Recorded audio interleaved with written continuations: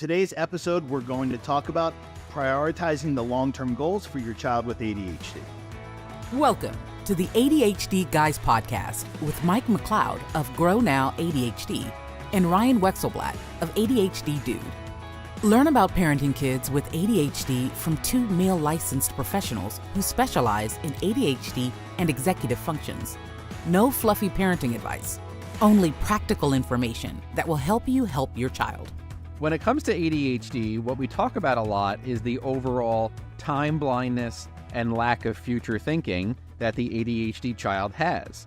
But what we have to remember, now we're talking about the parenting and the goals that you set for your child. And sometimes the parents can be a little time blind. Sometimes the parents can forget about the future and what the long-term goal is. And Mike, I think it's easy for any parent, us included, to get wrapped up in the day-to-day things. And, we're not thinking about what is my child going to need, 6 months from now or a year from now, or right, what kind of skills can I be building now to help them? But, the thing is, and I know this is a cliche, but time really does go quickly. And, as a parent of a 26-year-old, I can say that it went much quicker than I think. And I think particularly for parents of kids with neurodevelopmental differences, it is so easy for us to get caught up in just the day-to-day stuff that often we're not thinking about the long-term goal. And, to that point, Mike, I'm curious if you get these, emails or phone calls as well, but every single summer in June, I start to get these emails and calls. I have a 19-year-old or I have a 22-year-old, and whatever it is, or I have, the 18-year-old who's going off to college and I've been her executive functioning for her whole life. So what do I do now? I mean, do you get those as well? Oh, absolutely. Yeah. So we have, on the Grow Now team, we have two coaches that specialize in college age students. So we work with a lot of college age families, and really right around June, July, we get a massive rush of parents reaching out to us for assistance to help their child who's either entering college or really, really struggling in college.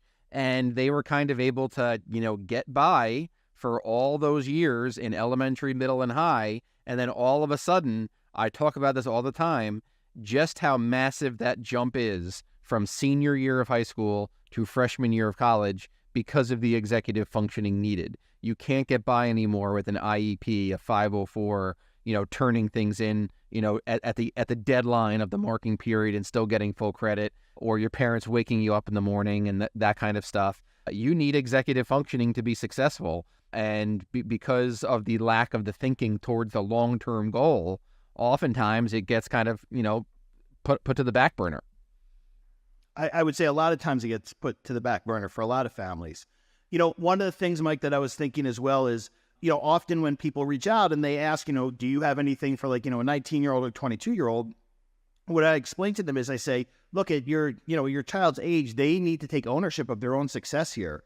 And I, tell them in terms of my membership site, I say, it's not designed for them. And are there some things that could benefit, that would benefit them? Probably. But again, it's not designed for them. And they have to want the help. You cannot impose help on them.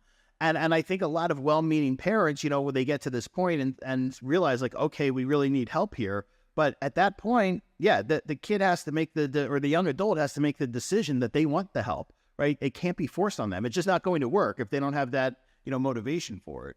And the big problem there, and I have to explain this to many different parents, is that ADHD is a disorder of executive functions. And what are those executive functions? Number one is self-awareness. So oftentimes these kids don't even think they have a problem.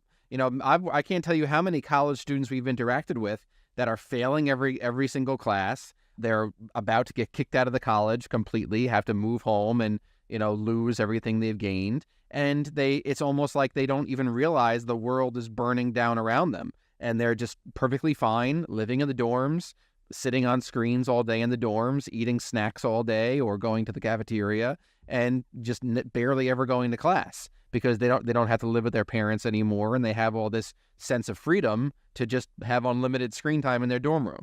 So for them to say, I need help, I need a coach, I need executive functioning coaching, I need support, those kinds of things, that's really hard to get at this age because of that significant lack of self-awareness combined with the lack of self-motivation towards new and non-preferred tasks. Mike, when you were talking about that, I thought of, a family who came to see me once. Young man was he 19? So he was, I guess it was, yeah, I think it was like winter break during his freshman year. So he was going to a local college, a small private college that has a very good support system. And one of the things was, when the family came to me, he had failed all his classes for the first semester, didn't get credit. And the school was really good with him. They said, here's exactly what you have to do. They outlined everything. Like, they couldn't have held his hand more in terms of wanting him to be successful and get help. And he followed through with none of it whatsoever, And then he was so he was put on probation, obviously. And then he was going back the second semester. And I said to the parents, I said, why pay for him to go back when the same thing is going to happen again? And really, his mother got it. His father did not. He said, well, I just want him to have another chance. And I said, you need to look at the history here. The school, I even said to him, I said, I've never seen a school do this before where they've outlined everything he needs to do to kind of turn this around. And he did none of it. So what makes you think he's going to, do it, this time around? And in the meantime, you're going to spend whatever it is, $30,000 for him to lose, not get credit for everything again. I mean, I have heard that story time and time again. So that's the telltale sign here. I can't tell you how many times I've heard that exact same story, and we've worked with families with that story. And this is where my brain goes when I hear that. So they outlined in a very detailed step. They basically chunked everything out like you get in many 504s and IEPs. Yeah. They chunked everything out for him to do, and he did absolutely none of it. So me now, knowing so many ADHD kids and how the ADHD brain works, my brain goes towards, okay, so he didn't do anything on the outline. What was he doing instead? You can pretty much guess, he was probably on screens, on his phone, on video games, sitting around doing those things. But here's the thing that has to be realized. So the school outlined everything he had to do to be successful. He did none of it. So the question is, what was he doing instead? And I can almost guarantee what he did instead of the outline is what he did every single day after school in high school. So that's what it is. So he was never pushed out of his comfort zone. He was never held accountable. He was never able to he never had to deal with natural consequences, any sort of, discipline, things like that all throughout high school. So he never learned reciprocal relationships, never learned accountability. And then all of a sudden, the school does all this work for him to chunk things out and lay it out for him. And he just reverted back to those 1, 2, 3 things that were in his comfort zone, like you and I talk about in the previous episode. So that right there is where my brain goes when I think about. Well, Mike, to your point, about this is that he had an IEP in school, and one of the things I always want to explain to people is, you said about, all that support going away. I have a phrase for that I use. I say that the chair is, quickly pulled out from under them the day they graduate, But one of the things, Mike, and I heard this once, and it makes so much sense, and I don't think people think about this. If you look at any IEP, it says, who is responsible for implementing this goal, right? Everyone is responsible for doing something on the IEP except for one person. The actual student. The actual student, right. IEPs, but no accountability on kids whatsoever. And in that process, they don't learn any accountability. And for parents who tend to be, more the type to micromanage things, I find those are the parents who really lose sight of this, and they want to hold everybody else accountable for their kid's success except their own kid. Exactly. And, IEPs and 504s now have become a thing where parents look at it as, this is my child's security blanket. This is not their way to gain skills. This is their security blanket. Because my child comes home every day, he doesn't know what he has to do for homework. He doesn't want to do homework. We fight every day about homework and grades, and it's ruining our relationship. So now he needs an IEP to help me with the homework and the grades and that sort of thing. And that's not how it works. That's not this IEP system. That's not IDEA. That's not how this system works whatsoever. IEPs and 504s are not security blankets to make high school and middle school and elementary school an easier road for your child. That's not what it's meant for. It's meant to individualize something that is one size fits all, which is the American educational system, to individualize it towards your child and to develop a set of skills. So the accountability and the work needs to go on the child. It's not the teachers. We've fallen into a very, very deep hole of blaming teachers for everything that happens to the child, which is ridiculous. There's no one's more overworked and underpaid and underappreciated than our teachers out there. Absolutely. So they're the ones getting all the blame when a kid gets in trouble at school or a kid gets an F. It's no longer you didn't do the work, it's you didn't teach him right or you didn't follow his IEP or whatever it is. IEPs are not security blankets. They're meant for your child to be held accountable. Mike, Michelle Garcia Winter, she had an article about that, talking about how IEPs a lot don't prepare kids for real life, because if we're making all these accommodations, not like things like, preferential seating, right, or being able to use whatever, but, saying things like, right, you can hand everything in at the end of the semester, that's not the way the real world works. And it's not preparing them to understand you're going to have deadlines to meet, or you're going to, right, when you have at work, you're going to be held accountable for whatever it is you're doing. So this really speaks to the bigger issue we want to talk about, which is, planning for the long term with your child so they can be a happy, successful, well-adjusted young adult one day who's able to function independently to the best of their ability, which is probably much more than you think they'll be able to, right? Versus doing what feels good right now or what reduces your anxiety, or will make life a little easier for your child. Because making life easier for your child does not equate to helping them in the long term. Yeah, and to simply put it, what we are now doing is we are over-accommodating our kids. We are over-accommodating kids with ADHD and executive functioning challenges. And when we do that, we are you think it's helping. It might be helping in the long term by over-accommodating them, but it's hurting them in the long term because they're not having the experiences to develop these skills. And I say it time and time again, how are executive functions developed? Through experiences. And if we are over accommodating our kids to shelter them from stress, shelter them from any sort of disappointment or struggle or anything like that, they're not going to develop these skills, and you're going to deal with it down the road when employment's not an option, when college is not an option, and they're home on screens 20 hours a day.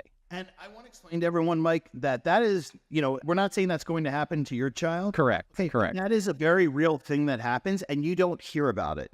And here's why you don't hear about it, because parents who are experiencing that, parents who are experiencing having a young adult at home who is not functioning, they have a lot of shame around that, or they have a lot of guilt around it. And they're not going to go into some Facebook neurodiverse parenting group and say, my 22-year-old is sitting at home unemployed, is sleeping all day and up all night gaming. But that is a reality. And unfortunately, it's going to become much more of a reality because of where things are headed right now. I'm hoping I'm wrong about that. I genuinely hope I'm wrong about that. But from what we're seeing, things are very much headed in not a good direction. And I think, Mike, that brings up, the post that I had today. Let's talk about that you commented on and added some better things than I added. And what the post was about was feel-good information versus practical, parenting information.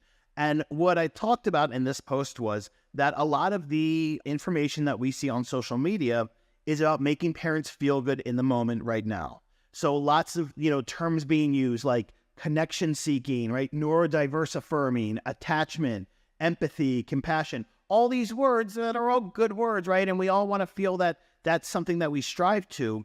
But what's happening is all this information on social media, most of it, I want to say, is not put out by professionals, although we do see plenty of it put out by professionals, right?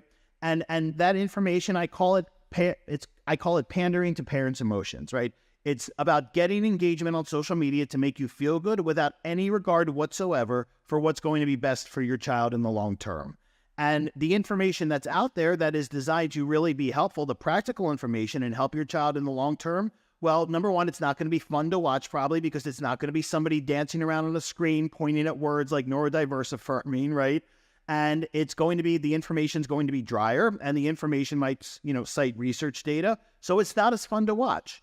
And look, when people are on social media or they're watching TV, they want to be entertained, right? They don't want to be hit with the hard news, right? That's why if we think about the formula for evening news, right, it's the bad news first, followed by the fluffy stuff at the end, right? Because people want to be left feeling good. No different than neurodiverse parenting social media. So, Mike, let's talk about the examples you used for, the feel-good parent information, because I love those too. Yeah, of course. Yeah. So right now we're talking about the feel-good information parents see on social media versus the realistic, practical parenting advice. And one of the most common ones we constantly see is this very positive twist on your child's behaviors. So your child might be screaming and yelling and cursing, saying really hurtful things to mom and dad, breaking things in the house, attacking a sibling, whatever it may be.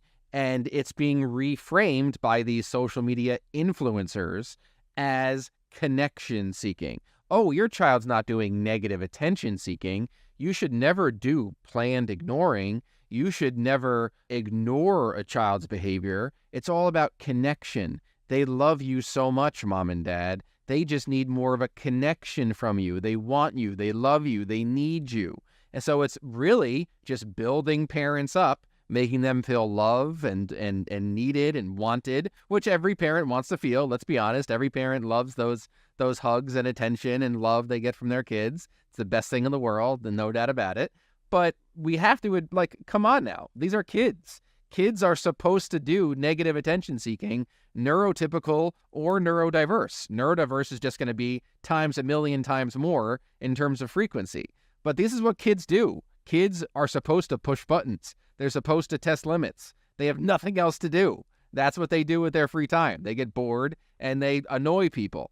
So this is what they're supposed to do, is make life difficult for you as the parent. But rephrasing it as they need more connection, which really just drives me up a wall, because it actually teaches parents to do the absolute wrong thing and give them more attention and give them more language and bring so much attention and focus into that negative behavior, which is then driving it and reinforcing it. So, someone on Instagram said it was connection seeking. Let me go connect with him and that will help. No, now you've just given attention to that negative behavior, and your child now knows when I kick, when I scream, when I cry, when I curse, when I yell, I get my mom's full attention.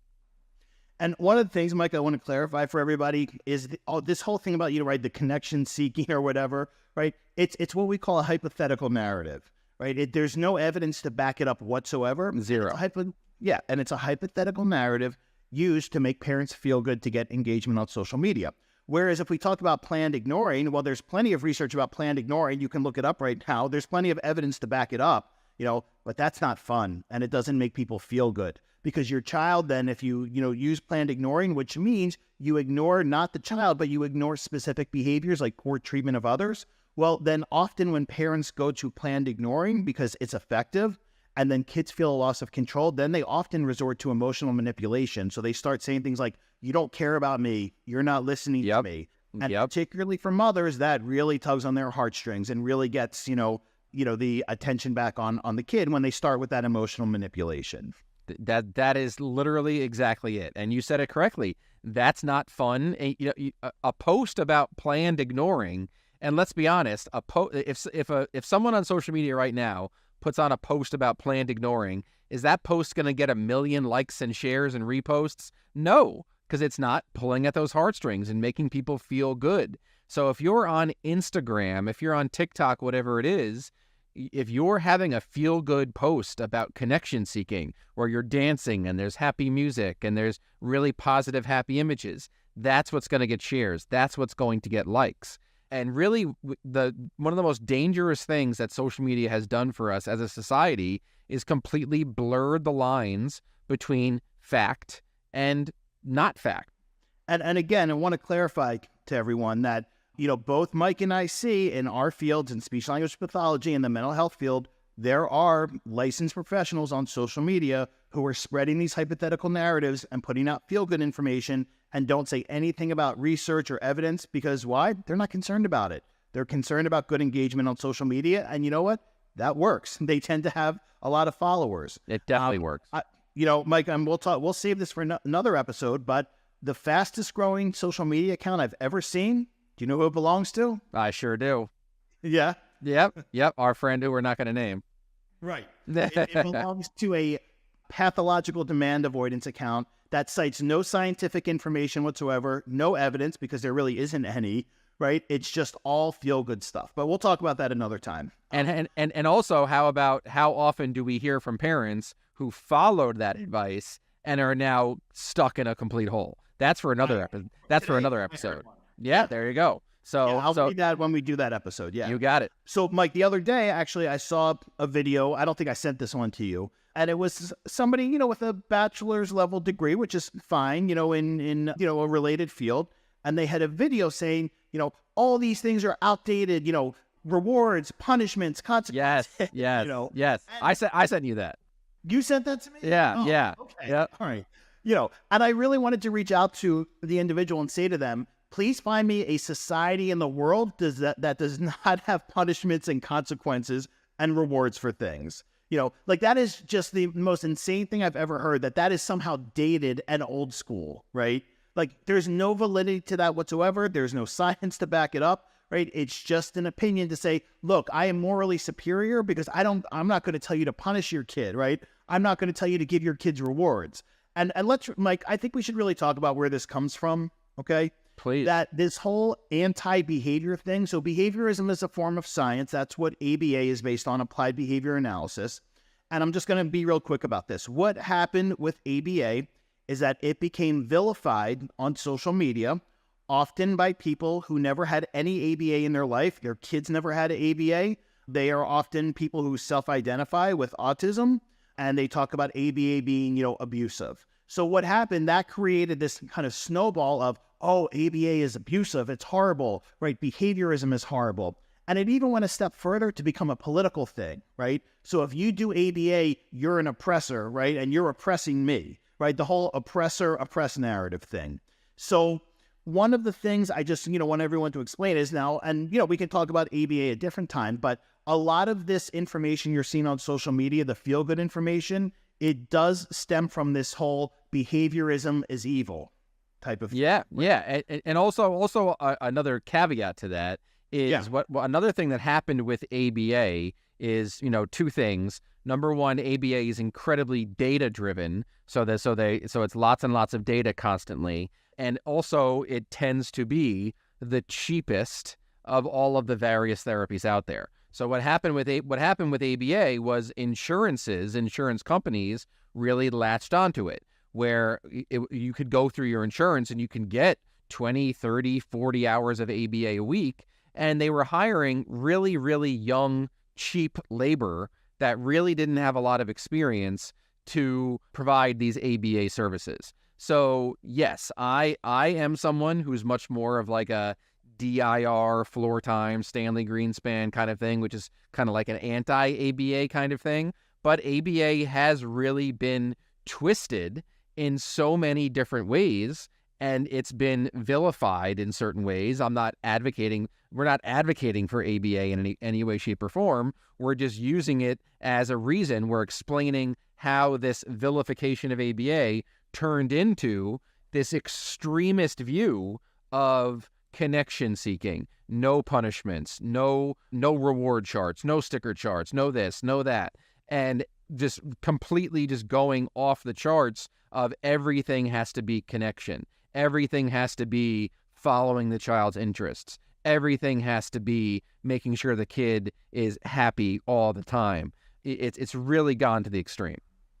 And Mike, one of the things with that, as you were talking about the whole thing was, you know, when people have said to me, "Whoa, you know, ABA is abusive," and I say to them, I say, "Is therapy ever bad? You know, is there such thing as bad therapy? Can therapy be abusive?" And one of the things I point out, my point with saying that is, I want to point out to people that, to your point, right, because ABA and behaviorism is science and it's data driven, right? It can come off as cold and clinical, right? Yeah. Whereas therapists are going to be empathetic with you. And actually what I see in my field, I'm not going to speak for Mike's field because I'll get in trouble, but I feel the same way.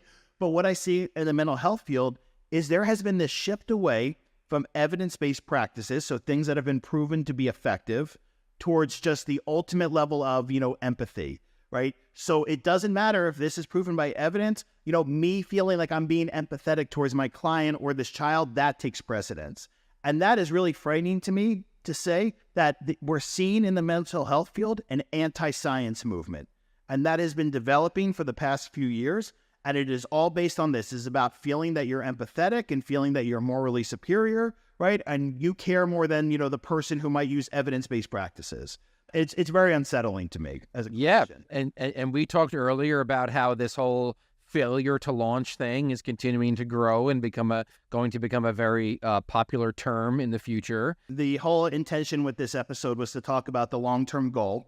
So, so we kind of framed it at that the information, the practical information that will help your child reach their long-term goals, right? That's not going to be as fun to watch. But I think, Mike, what we should do is let's go through some of our top tips for helping parents help their kids, reach this long-term goal of developing independence and being able to function at the highest level of, ability possible for them. But before we talk about that, Mike, I just want to tell one story real quick. All right. When I used to speak at autism conferences, I would show a slide, and the slide had 3 different scenarios on it of 3 different guys I worked with. Okay. All 3 of them, I think 2 of them had like a gifted IQ, other one, above average IQ. All were college graduates, and all 3 were unemployable. And then I would show a slide about another guy I worked with who had an intellectual disability and had autism. And when I met him at like 22, he was going to, I don't know if you know this, but a lot of colleges have like programs for students with intellectual disabilities where, they audit courses and they can live on campus and have like a full college experience. And this guy, I'll call him Brad, he, was going to one of these college programs. He drove, he had his license, and he was incredibly independent. He knew how to take public transportation. So when I would present at conferences, I would say, who is, quote, the high functioning one? Is it these 3 guys, right? 2 with a gifted IQ who graduated college but are unemployable? Or is it Brad, who has an intellectual disability and autism and is one of the most independent, young adults I've ever seen, right? So my point with that is that this is all about your child being able to function to the best of their ability. And again, that's probably more, independent than you think, or you might realize that they have the potential for. So I guess my first thing I want to share is for people to keep in mind, your child's not fragile, they are anti-fragile. And anytime I've had a parent really get this message and they say to me, you know what, I was treating my child as fragile and I realized that wasn't helping them. And then when I started treating them as anti-fragile, whatever term they use, they say, I realized how much it helped their confidence because they recognize their abilities within themselves. And I said, absolutely. And that's the whole point of this, that when you start treating kids as resilient, anti-fragile, that helps them recognize their abilities within themselves. So that's my number one. Yeah. So my number one, there's a million things I can say here, but the things that I find myself constantly talking about, I'll go back to a previous episode here, is the screens, pretty much here. We're talking about ADHD kids that are highly susceptible to, substance abuse and addictive behaviors. You and I had our debate on a previous episode about are screens addictive. I will, take it to the grave that they are addictive from the experiences I've had. And that's pretty much it. All right. So my second tip would be have expectations of your child. So I have a thing that I talk about a lot. I call it high giving, low expectations, which we see in many families of kids with ADHD, where kids are given screens, phones, all these things, and nothing is asked of them in return except for maybe academic performance. And so often in these, high giving, low expectation families, the focus is on the child's academics, forgetting about the fact that kids with ADHD need to feel useful. They need to have responsibilities. They need to have demands placed on them. So if your child is not doing things right now, helping around the house, you need to have expectations of them. I even created a course for this called Creating Daily Expectations, which is part of the membership site, because I realized what a problem this was. This was not one of the original courses I made, but I realized that, it was needed. And like one of the things, sometimes I'll hear parents say, and I'm sure you've heard this, is they'll say things like, well, I can't get him to vacuum, or I can't get him to put his shoes away. And I say, does he have Xbox? Does he have his phone? Okay. So, and my question is then why are you providing him with these expensive things when he will not reciprocate by even helping around the house a little bit? Right. And this is just, for whatever reason, it's a hard concept for parents to get sometimes, but you need to have expectations of kids. And for kids with ADHD, on top of having expectations, it helps them feel useful, which is really important. Yeah. And I would say for my next one, it's simply get your kid out of the house as much as possible. This is a very, very big one for parents. What you tend to see with these ADHD kids, what I talk about all the time, is they have their comfort zone where they go to school, come home, stay home. You need to get your kids out and about around other adults to hold them accountable and around various different kinds of kids, diverse experiences, diverse relationships. And if you have a child who wants to come home and be home all the time, sign them up for the local YMCA, sign them up for, different community-based things that could be, fairly cheap or whatever it may be. Different clubs after school, utilize those taxes you're spending on your local school district. Sign them up for after-school sports, after-school clubs, activities. Are they going to say no at first? Probably, because they would rather go home and play games. Simple as that.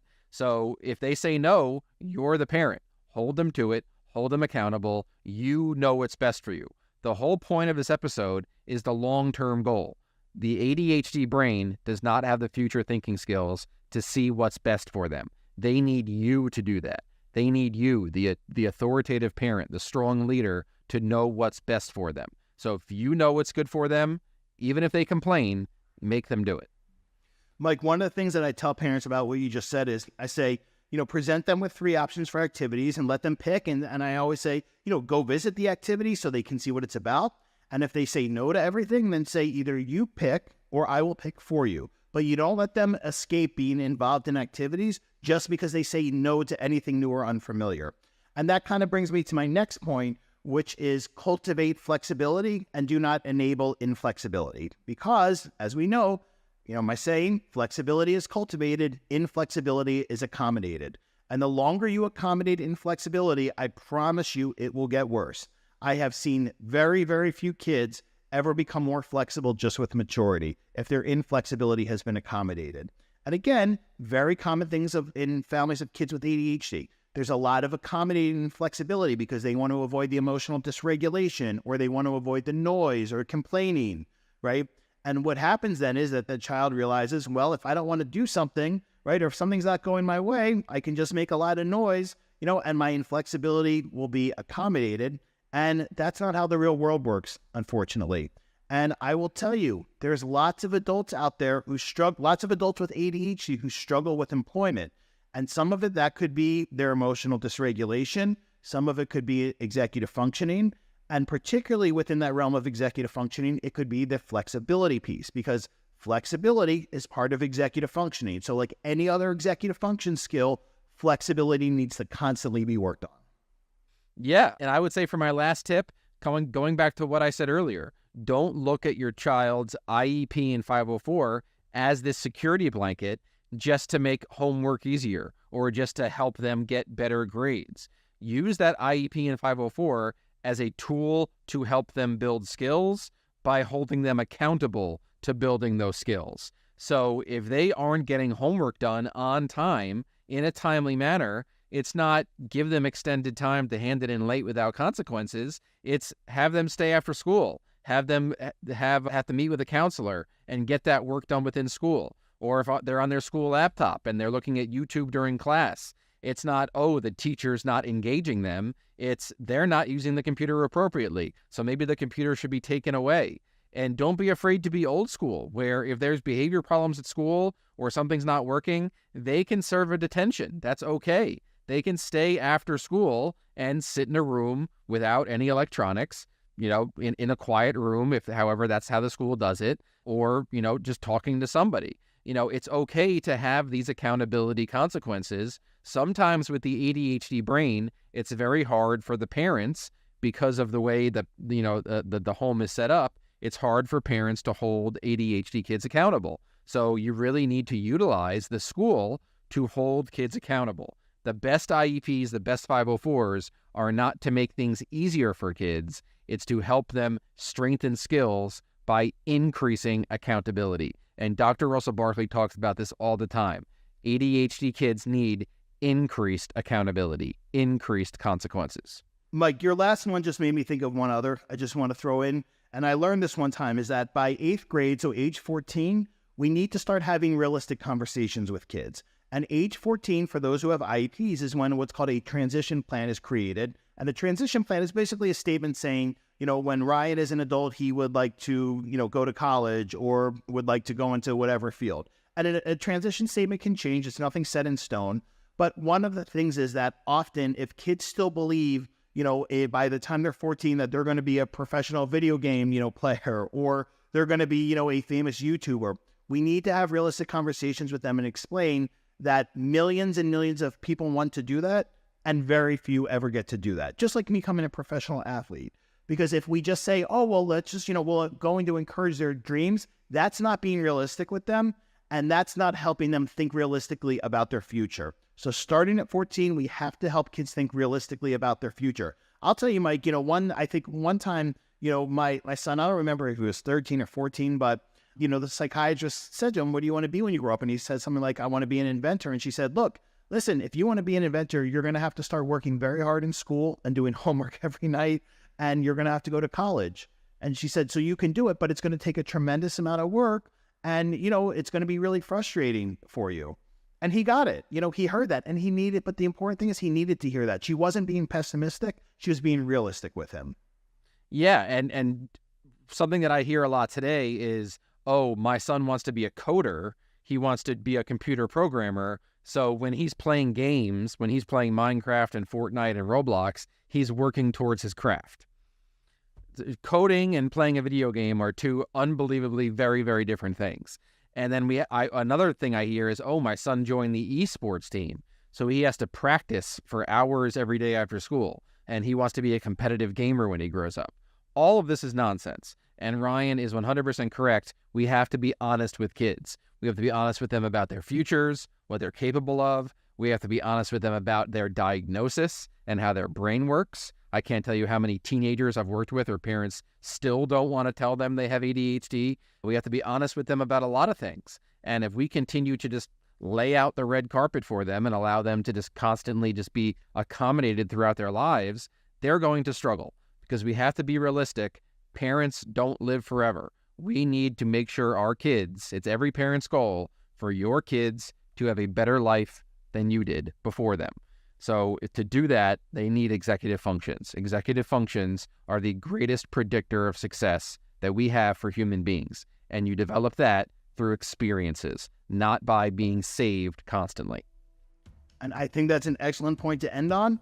So thank you all so much for listening, and we will speak to you soon. Take care. Take care. Thanks for listening. To learn more about Mike's practice, Grow Now ADHD, please visit his website at grownowadhd.com. To learn about the services Ryan provides, please visit adhddude.com. You can find Mike on Instagram at grownowadhd, and you can find Ryan at the ADHD Dude YouTube channel. The ADHD Guys podcast and content posted by either Grow Now ADHD or ADHD Dude is presented solely for general informational and educational purposes. The use of information on this podcast is not intended as a substitute for the advice of a physician, professional coach, licensed mental health professional, or other qualified professional, diagnosis, or treatment. Listeners should not disregard or delay in obtaining professional advice for any medical or mental health condition they or their child may have, and should seek the assistance of their healthcare professionals for any such conditions.